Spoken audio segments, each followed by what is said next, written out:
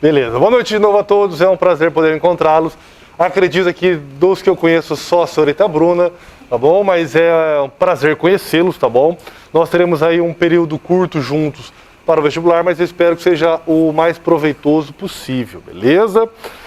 Meu nome é João Carlos, vou trabalhar a parte de literatura com vocês.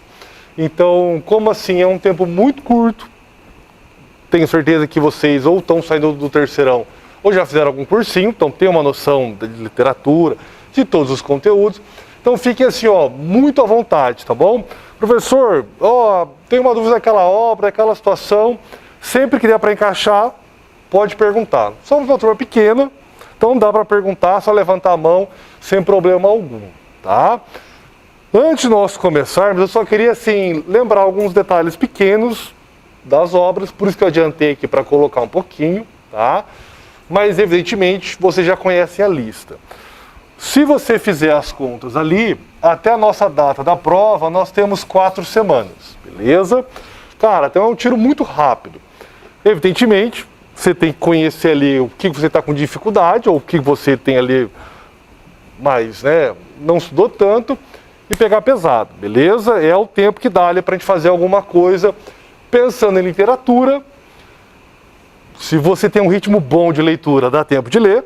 Se você não tem um ritmo muito bom de leitura, vou ser sincero com vocês, vamos trabalhar com resumo, que é aquilo que você vai conseguir fazer, tá bom?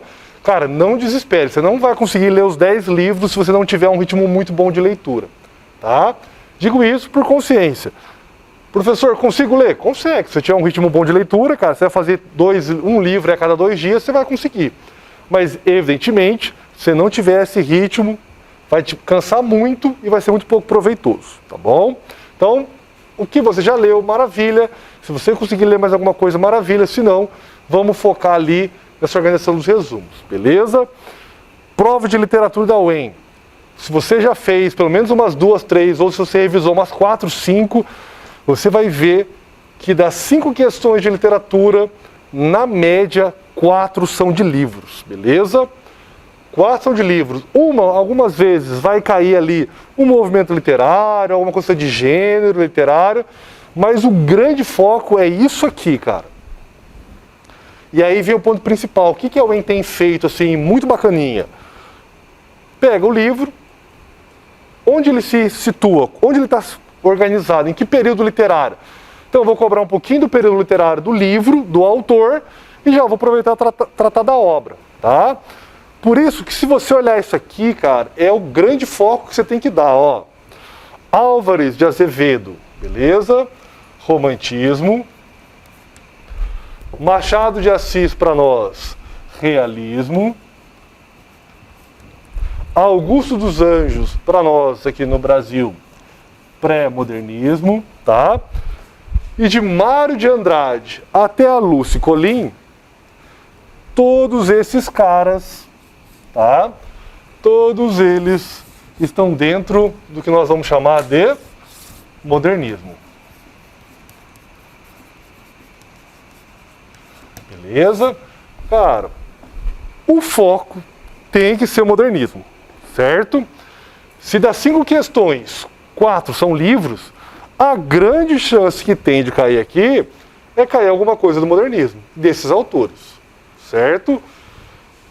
Particularmente, o que eu acho talvez o ponto mais frágil da lista para quem não leu, cara? Os livros de conto, tá? Mário de Andrade, Clarice Lispector, beleza?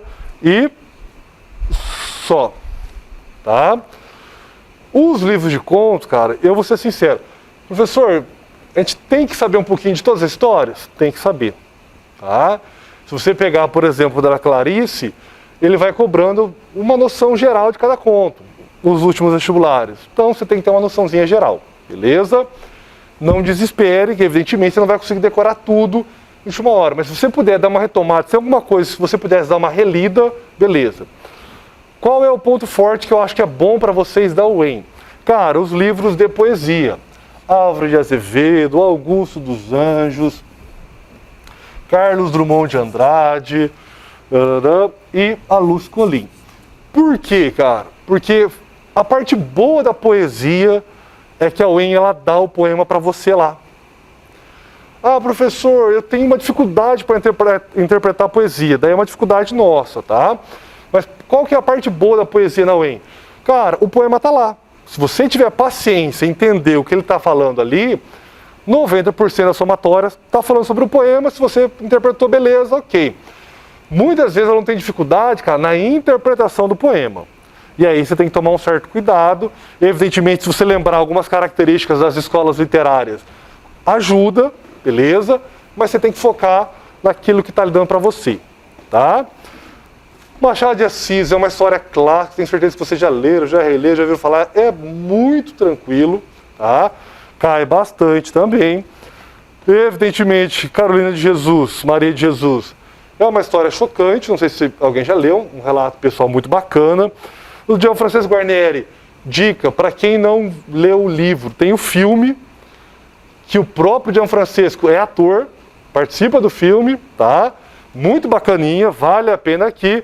Milton Ratum, que virou até a série da Globo, né? Não sei se vocês já viram, a Globo fez um seriado tranquilíssimo, e o da Lucy, que evidentemente é o mais contemporâneo para nós, né? Uma autora paranaense, professora da Federal do Paraná, então evidentemente não é uma lista difícil. Eu acho que os de conto é aquele que, se você tiver dúvida, dá um pouquinho mais de atenção, tá? Professor, aquele conto lá, não estou lembrando, Tentação da Clarice. Cara, é 4 páginas, dá uma lidinha rápida, você entendeu? Esse vale a pena para você pegar. Ah, professor, eu não estou lembrando lá o 1º de maio. Cara, dá uma lidinha rápida, tá? 15 páginas rapidinho você consegue ler. Eu focaria nisso, conselho meu. Mas evidentemente vocês façam o que vocês acharem melhor, tá bom? O que nós faremos nessas 2 aulas de hoje? Para revisar rápido, para ficar bom para vocês e para a gente matar essa questão de forma geral, nós vamos ver os movimentos literários, beleza? Rápidos, características, uma visão bem geral, vai ficar muita coisa de fora, mas o principal, a gente vai montar uma tabelona com tudo que tem de datas e de principais autores e características dos movimentos. Tranquilo? Semana que vem, vamos tentar trabalhar 3 livros por noite, tá? Tentar juntar as características dele e vamos trabalhar também esses livros para a gente conseguir, nessas 3 semanas, falar dos 10 livros. Tranquilo, senhores? Dúvidas? Não? Maravilha, então vamos lá. Posso apagar isso aqui? Maravilha, todo mundo animado, feliz e contente, então vamos lá então.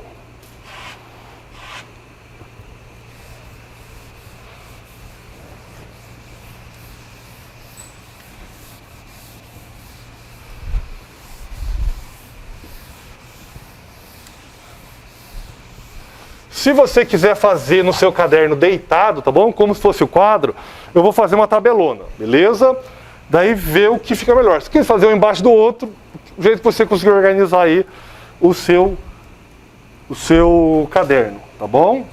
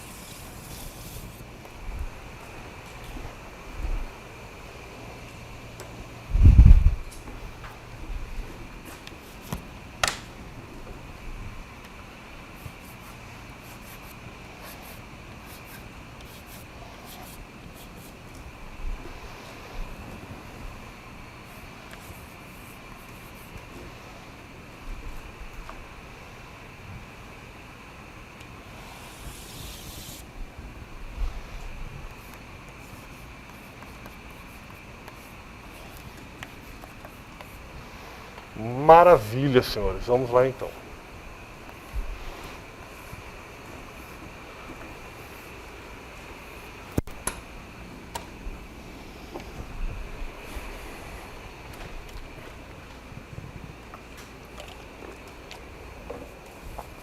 Ó, Darwin, tá bom? Cai aqui para nós do classicismo para frente, beleza? Do humanismo para trás não cai, tá? Só vou retomar para você entender o raciocínio lógico. Fique à vontade, o que você não entender, pergunta, beleza? Por que a gente fala que começa no trovadorismo a literatura ocidental? Porque você vai lembrar que já existia literatura muito tempo antes. O que é legal que você lembre é o seguinte, tá? Quando a gente está chegando no século XI, XII, XIII na Europa, tá? Pensando que a Europa é o centro para nós do mundo ocidental, você começa a ter a formação dos países e cada país começa a formar a sua língua nacional. Você vai lembrar, lá quando você estuda história, naquele mapa bacana lá da Europa, da Ásia, até chegar no Oriente Médio ali, que o Império Romano dominou tudo, cara, dominou tudo.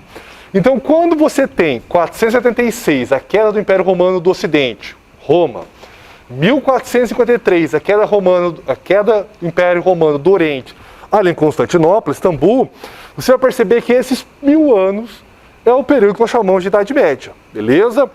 Quando o Império Romano se fragmenta, nós começamos a ter a formação dos países. O que vai dar para nós, do Brasil, a noção de que começa a formar Portugal, 1100 e pouquinho, começa a formar a Espanha, começa a formar a Itália, começa a formar a França, assim por diante. O que é legal, e às vezes parece tão bobo, cara, tão simples, é que quando esses caras começam a se formar e falar, ó, nós somos um povo diferente daquele lá, os caras precisam falar o seguinte, ó, eu preciso ter a minha língua. Eu preciso ter a língua que me identifique e que mostre que a minha cultura é diferente dos caras. É aí que começa o trovadorismo, tá? O trovadorismo é o primeiro movimento para o mundo ocidental em que a gente vai ter uma língua que não é ou a língua latina predominante no Império Romano, tá bom? Ou para nós do Ocidente, a língua grega, que são as duas fontes que nós vamos ter de inspiração para esse começo. Então eu estou pensando aqui, ó, no século XII, beleza, pensando em Portugal. Estou pensando na formação desses países, beleza. Olhando para nós, somos oriundos dos portugueses. Estamos falando que o português é uma das línguas neolatinas, né? Nós temos hoje 5 línguas vivas ainda, que são de origem latina, tá bom? Português, espanhol, italiano, francês e o romeno. Isso não quer dizer que se você sabe falar português, você sabe falar espanhol, nem italiano, nem romeno. Mas a estrutura gramatical é muito parecida, tá? Diferente do inglês, do alemão. Você tem uma estrutura gramatical diferente. Mas você começa a ter aqui, em especial no trovadorismo, uma influência muito grande de Portugal, de Espanha, da Igreja Católica. Então vou colocar aqui, ó. Vou colocar só a igreja pelo tamanho, tá bom? Mas lembre-se que é a Igreja Católica. Por que isso é importante? Você vai perceber que aquilo que é produzido no trovadorismo em Portugal vai ter um grande valor, uma grande influência da Igreja Católica. Aquela noção das novelas de cavalaria, da grande expansão, da ideia de expansão do cristianismo, de você levar a fé cristã para outros lugares, vai estar expressa nos textos do trovadorismo, mas naturalmente essa visão vai estar impregnada ao longo de um período muito grande. Por isso que o trovadorismo, nós vamos falar que ele tem a grande influência teocêntrica, tá? De Deus. Parece bobo, cara, mas não é, tá bom? Você vai lembrar que havia um código dos cavaleiros medievais, que ele é escrito no século IX, ele vai durar para nós até o século XII para o século XIII. Quando você lê esse código, você fala, cara, são as cantigas que os caras escrevem. Nesse código, o homem, cavaleiro, ele deveria ter uma conduta nobre com a mulher. Ele deveria não só respeitá-la, mas naturalmente colocar a sua vida a favor dela, para defendê-la, para honrá-la. E claro que além da mulher, esse cavaleiro deveria respeitar quem? A Santa Madre Igreja, tá? Por isso que quando a gente olha para o eu lírico nas cantigas líricas do trovadorismo, você vê esse eu lírico masculino, na cantiga de amor, o cara muito preocupado em homenagear essa mulher. Era uma mulher tão perfeita, tão linda, tão maravilhosa, que ele se coloca como alguém abaixo dela, um vassalo, que nunca vai concretizar esse amor, porque essa visão cristã, tá, desse amor perfeito, ele nunca vai concretizar essa mulher, nunca vai ter ela próximo dele, mas naturalmente ele expressa todas as qualidades e que ele se sente bem sendo apenas um servo. Inverte o eu lírico, o mesmo homem que escreve se coloca na posição da mulher, e aí ele coloca, como a mulher não podia sair correndo atrás do cara, né, ela precisava ficar esperando, coloca essa mulher à espera do seu amado, que foi para a guerra, que prometeu casar e não voltou, que está procurando um grande amor, e ela está ao lado da mãe, de uma amiga, de uma tia, esperando que esse homem chegue e tire ela dessa situação terrível que é não ter um marido, beleza? Ou seja, eu tenho aqui as cantigas líricas. E claro, junto com as líricas, o que é natural, em todos os universos que nós vivemos, do ser humano, você vai ter as cantigas também satíricas. Aquelas que vão falar mal de alguém, beleza? Ó, evidentemente, não vou ser cobrado disso, mas lembre-se, as cantigas de escárnio eram mais leves e as cantigas de maldizer eram mais pesadas. Normalmente identificavam quem falava mal. Não tem período da humanidade com escrita que não tenha texto falando mal de alguém, tá bom? É natural do ser humano. Ou partir para esse amor idealizado com uma ideia oriunda da igreja, ou essa sátira, evidentemente por um motivo contextual e próprio humano de você satirizar alguém. Não entra aqui para nós. Chegamos aqui no humanismo, tá bom? Já estamos pensando aqui nos séculos 14, e séculos 15. Beleza? O que você vai lembrar? Ó, o humanismo é um período de transição. Tá? Evidentemente, você sai daquele começo de uma visão extremamente teocêntrica para começar um questionamento, esse movimento que estava acontecendo do Renascimento, do fim da Idade Média, tá? De não olhar tanto para Deus, não olhar tanto para o conceito religioso, mas você começar a olhar para o conceito da razão. Beleza? Tudo isso, como vocês já estudaram, você sai daquele foco bem simples. Se Deus não é mais o centro, quem vai ser o centro de tudo isso? O homem, tá? Que é aquilo que a gente olha, que é o antropos, ou o homem, né? Deixa eu colocar em vermelhinho aqui para ficar comparação aqui direta.